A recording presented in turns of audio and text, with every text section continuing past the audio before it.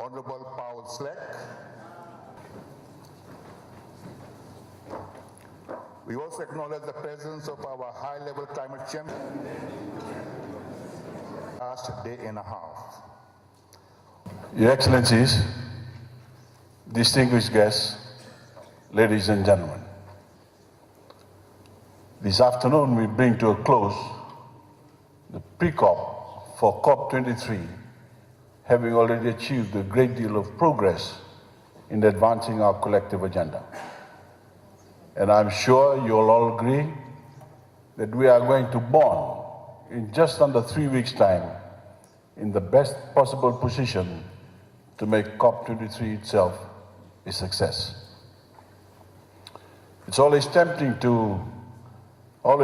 at these gatherings to declare a success on the basis of what happens in the room. But we must aim higher than this. We must make a genuine connection between what has happened in this room and the lives of the people we represent. Only then can we claim real success. I want to say how gratified and pleased I am as incoming COP President at the overwhelmingly positive comments I've received from so many of you about this pre-COP. As I understand it, it has been very different. It has been very different from previous gatherings of this kind. It is different because more people are here. More nations and more members from the wider Grand Coalition. It is different because we added the partnership days to give practical meaning to our vision of a Grand Coalition. And it is different because of where we are, in the heart of one of the most vulnerable regions on Earth. It is also different because of the site visits we are organizing to give you a first-hand experience of the day-to-day challenges our people are facing because of climate change. We needed you to come here to see it and feel it for yourselves. And I'm sure that many of you will live with a much better understanding of what is at stake. I'm also hoping that the winners of our Pacific photographic competition, whose images will go up on our COP website today, will also draw global attention to the urgency of tackling what we face. And I urge you all to log on to cop23.com.fj to see some compelling images. Your Excellencies, ladies and gentlemen, while this is a warm-up for Bonn, it turns out that we have done much more together to bring to life the commitments made in Paris 2 years ago. Bringing the pre-COP to Fiji and widening its scope has also had a very beneficial impact on the understanding of Fijians and Pacific Islanders generally about this process and its relevance to their lives. I wondered whether COP would really fire the imagination of my own people, whether this would be seen as just another conference in Fiji in a great location that had little relevance to ordinary people. But one of the best things about the Fijian presidency in my mind so far is that we are already making a difference at home. Imaginations have been fired. We are bringing the Paris Agreement to Fiji and the Pacific. Yesterday it was brought home to me just how much we are already doing to transform the lives of ordinary people. We announced the Fiji Rural Electrification Fund, backed by the Leonardo DiCaprio Foundation, that will bring the latest clean power technologies to communities that have either had no power or only 2 or 3 hours a day of diesel-generated power.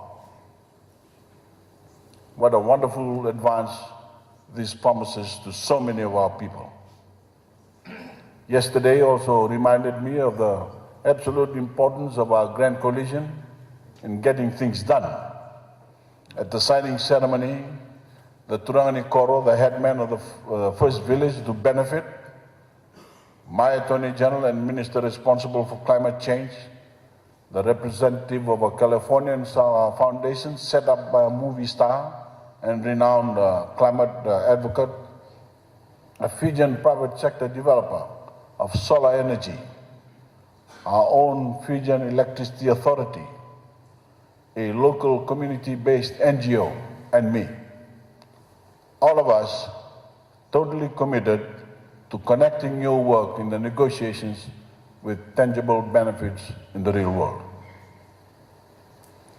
After we leave here, I will be launching another green finance initiative, our own sovereign green bond, the first in any emerging economy and only the third in the world. Your Excellencies, ladies and gentlemen, that is what has fired the imaginations of our own people about what is possible. And let us all endeavor to replicate that model of partnership throughout the world. I called at the start of the Pre-COP for everyone to do good work. And I'm very pleased to be told that good work has been done. I want to thank all those who have made this event so special. The UN Deputy Secretary General, the Executive Secretary of the UNFCCC, the President of COP22, the future President of COP24, heads of state and government, ministers, heads of delegation, representatives of governments at all levels, civil society and the private sector, our partners in the Grand Coalition. I also want to thank my special envoy for states and regions, the members of my excellent team, my chief negotiator, my climate champion, my climate ambassador, and I want to make a special mention of the head of the COP Secretariat and his hardworking team, plus every single individual who has contributed to both the substance and the organizations that has made this gathering a success. To all of you in the room, we have heard you, and we very much appreciate the trust you have put in us to advance the negotiations in Bonn, as well as carry forward the Talanoa dialogue throughout next year. As I said yesterday, the notion of a Talanoa dialogue seems to have already been embraced. So let us go to Bonn with that spirit, and let's get this job done. Thank you.